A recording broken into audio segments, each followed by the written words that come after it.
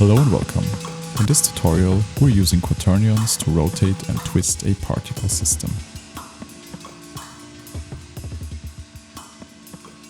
This tutorial consists of 4 parts. The first one is setting up a particle system, so we have something to apply the rotation to. Then we will implement the code to transform Euler angles into quaternions. In the third part, we will then implement the twist, but it's a literal twist. And in the fourth part, we will try to make it look pretty. So I will start with this jit.world object as the rendering context, and here I have a jit.p window, so we can see what we're doing. So first, let's start by setting up the particle system. I will create a very simple particle system that is just visualizing a noise texture. So I will start by creating a jit.noise object with 3 planes for x, y, and z. The type is float 32, and I don't know, let's start with 1,000 particles. Then I'll use a load bang object. The particles will then be drawn by a jit.gl.mesh object. I will use the draw mode points. So we can visualize this texture or this matrix that's coming in as a bunch of points. Let's say that the color is completely white for now. I will use the point mode circle depth, which means essentially that we're getting more of a perspective look, because points that are nearer are drawn bigger and points that are further away will be smaller. And then let's say that the point size is 25 for now. Then we can bang this, and here we can already see our points. I will also create a camera so we can move it a bit further away. Let's set the position to 0.005. Yeah. What I also want to do is I want to scale this, because now the points are ranging from 0 to 1. But I want to stretch them, because in this case 0 would be in the middle. So I will use a jit.map and say we're mapping the range from 0 to 1 to a range of, I don't know, let's say -2 to 2. Yeah, looks much better. And I will also create a matrix, because the thing is, to apply the rotation, we have to constantly bang what's coming out here. And if I'm doing this with this jit.bang object and the noise, it's constantly changing. So I want to set up the noise once and then use a matrix down here and then bang this one continuously. So jit.matrix. Here I want to use 4 planes, and you will see in next part why we're using 4 planes instead of 3. The type is also float 32. Let's also say this is 1,000. And then I'll say adapt 0. So even though we're coming in with just 3 planes, the output will be 4 planes. Then I can constantly bang this. Yeah. So this is essentially the particle system. Now moving on to the next part, where we're trying to, and hopefully succeeding in, converting Euler angles to quaternions. So I will not pretend that I know the formula or the code for this by heart. So what I'm going to do instead is I will jump to Wikipedia and so this is the site, conversion between quaternions and Euler angles. And I will just scroll down here. No, where is it? Here. And just steal this code. To implement it here, I will use a jit.gen codebox. So this is a codebox that is operating on the matrix that is coming in. So let's copy this in here. So to convert this, we can get rid of this double here. I can also get rid of this. I will also just use W, X, Y, Z for our output. And then I have to define the roll, the pitch, and the yaw. I will do this with a parameter that's coming in. So I will call this parameter rotation. And then initialize this with 0, 0, 0. And now I want to come in with Euler angles. So I want to use angles that are ranging from 0 to 360 degrees.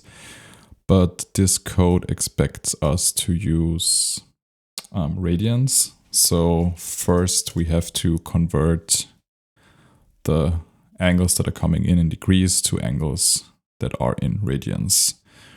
So to do this, I can take the roll and say this is going to be radians of rotation dot x. So we're taking the first part of this parameter. Then I can copy this here and say that our pitch will be rotation dot y, and our yaw is the rotation dot z.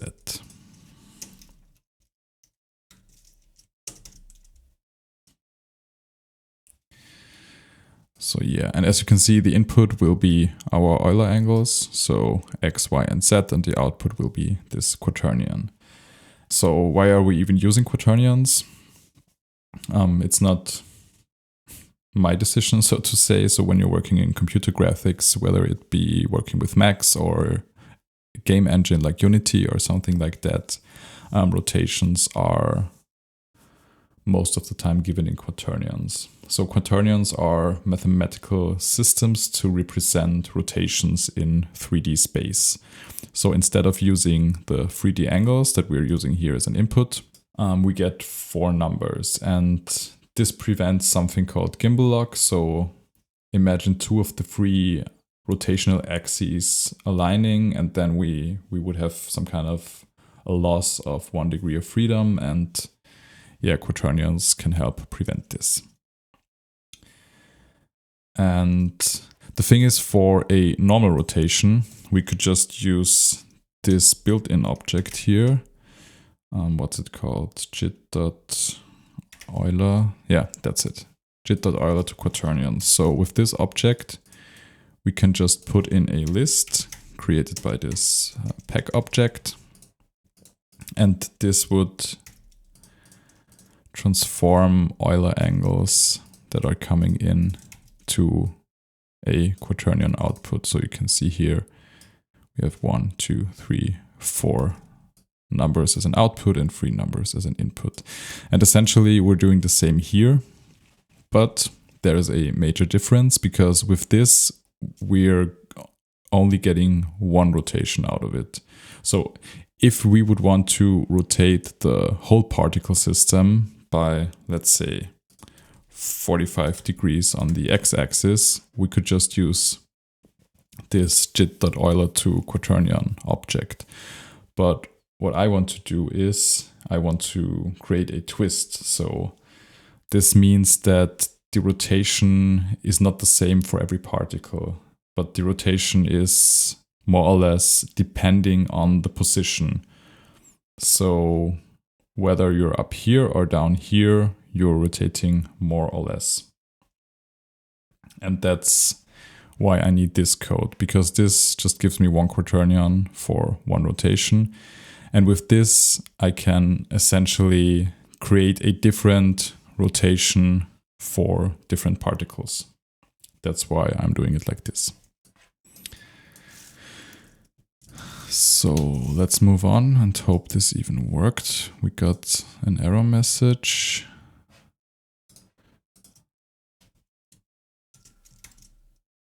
Patch code, okay. It's not relevant for now. Here we have to set an output. So I will say output 1 equals a new vector that is consisting of w, x, y, and z.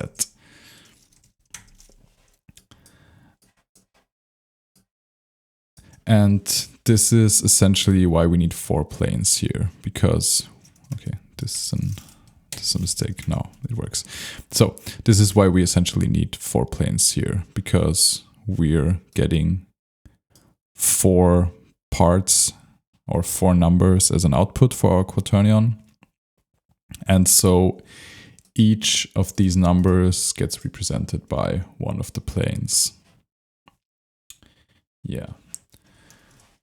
So let's see if this works. I will create a list for our rotation input.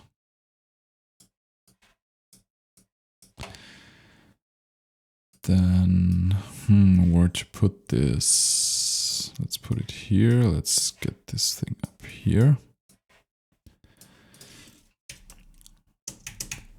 So I will send this matrix in here.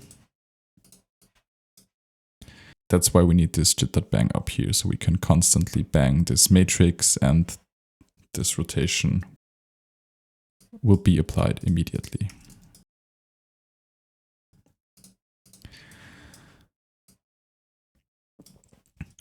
So what is happening now? We're getting a matrix in, and for each cell or each point or each particle, we're outputting a rotation consisting of 4 parts, which is our quaternion. And here I can input the rotation I want as an output here. But we also have to apply this rotation. And to do this, I will use a jit.gen object. Let's call this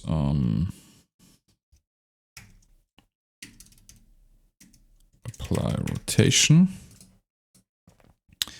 So first inlet will be the particle system or the coordinates of our points, and the second inlet will then be the rotation for each of those points. And to apply this here, we need a function or an object called qrot, so rotate a vector by a quaternion. But I'm not sure which inlet is it. Okay, so the second inlet is the vector that we're rotating, so this would be in 1 because we're coming in with the vectors or with the coordinates of our points in the first inlet.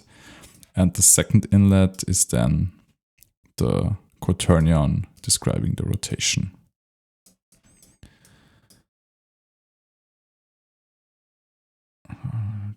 Did we make any mistakes? Okay, nothing of concern.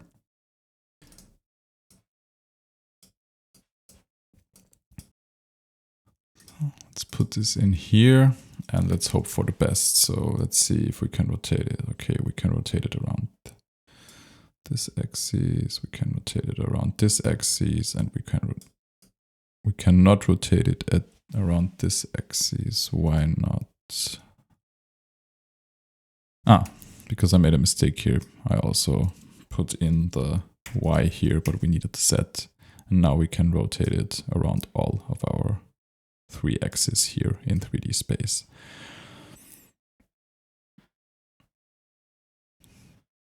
Maybe I should, I'm not sure if this is visible on YouTube, so maybe I should make bigger points. So now you can see it. Yeah. As I said, nothing special here as of yet, because what we're doing now is also, or can also be achieved with this object. So now we're coming to the third part, which is the twist. So as I said, the rotation should depend on the position. So on the position on the x-axis or the y-axis or the z-axis, depending on which rotational axis we're using. Because now we're applying the same rotation to all of the points.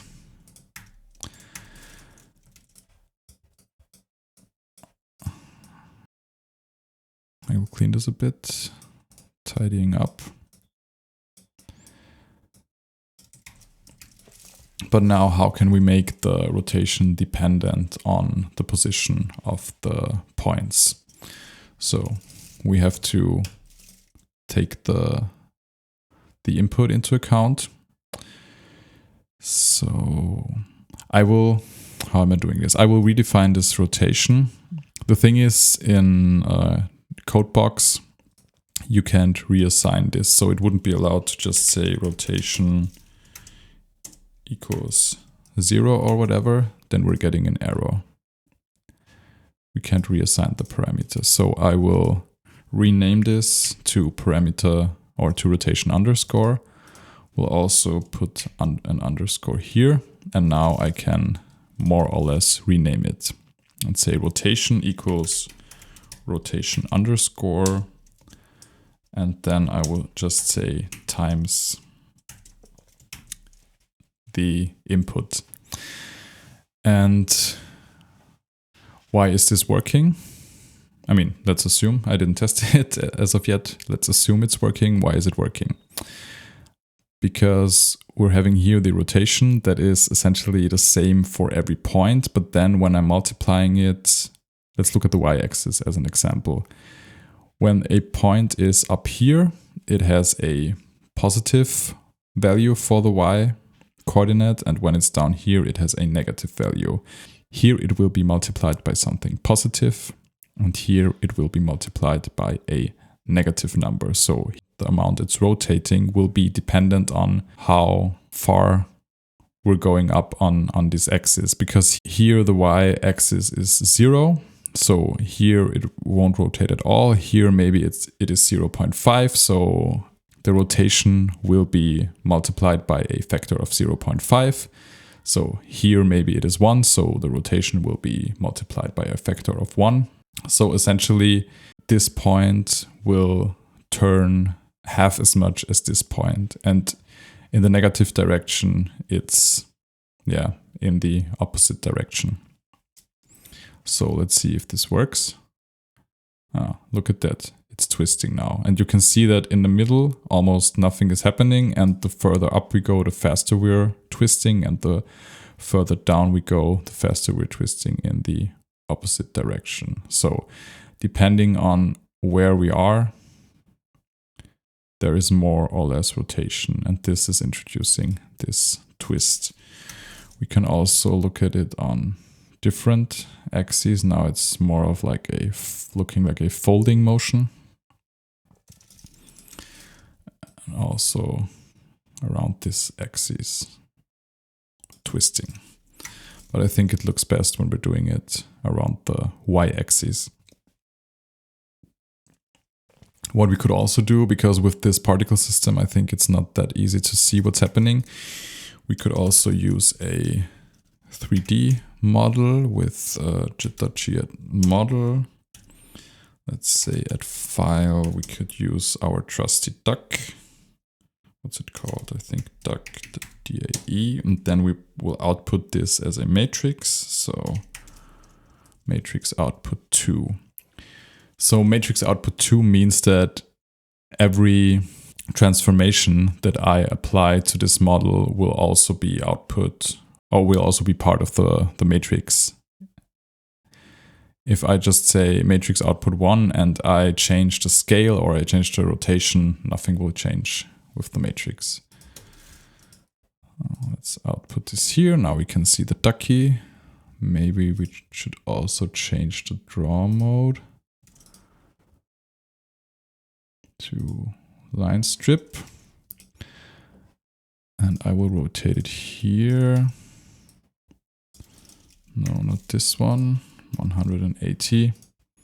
So you can see now if I'm applying a rotation here, it will be also applied to the matrix that we're putting out here. And I will also change the scale, but I will use a message for that so I can simultaneously change the scale for all 3 axes.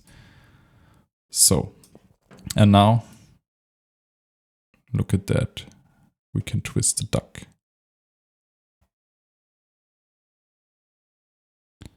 Isn't that beautiful?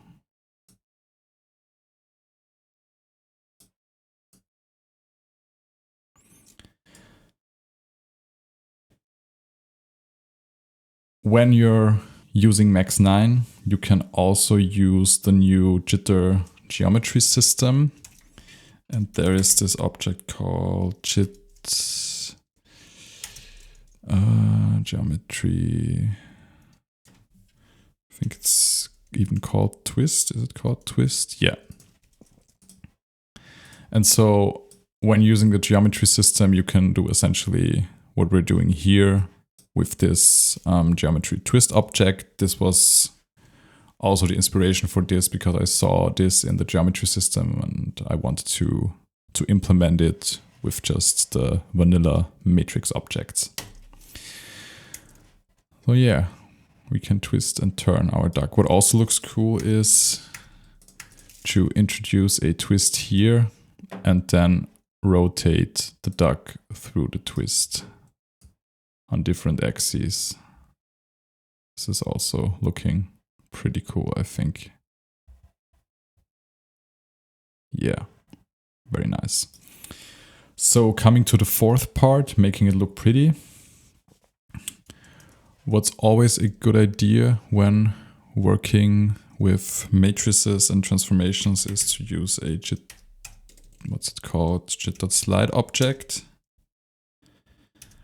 Let's say slide up, I don't know, 5 and slide down 15. So we will get some kind of smoothing of the transformation. It will not be done in an instant, but it will take some time to reach the new points, which looks a bit nicer, a bit more natural.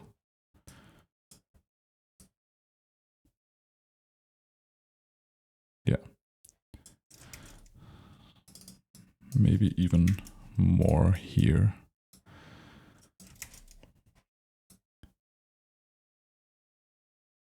So this is one way to make it look nicer. We could also use a blend mode,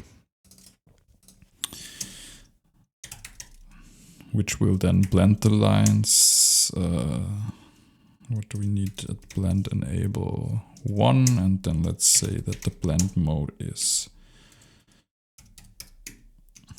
alpha add for now. Let's put this back to line loop. And I would also have to change the color for this.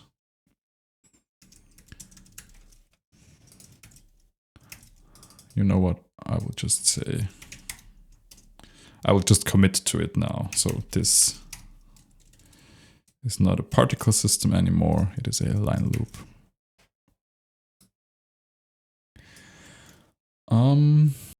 What's also cool when using blend mode or when using lines you're drawing is to use the jit.gl pass bloom effect. So the effect's name is, I think it's Bloom HQ.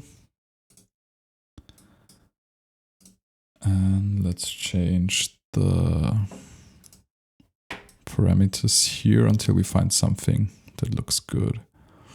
The amount, maybe the threshold. So let's go down with the threshold. Okay. That's a bit too much. Let's go also down with the amount.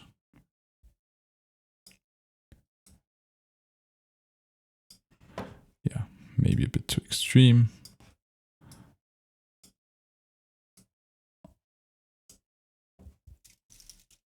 But I think something like this looks pretty nice.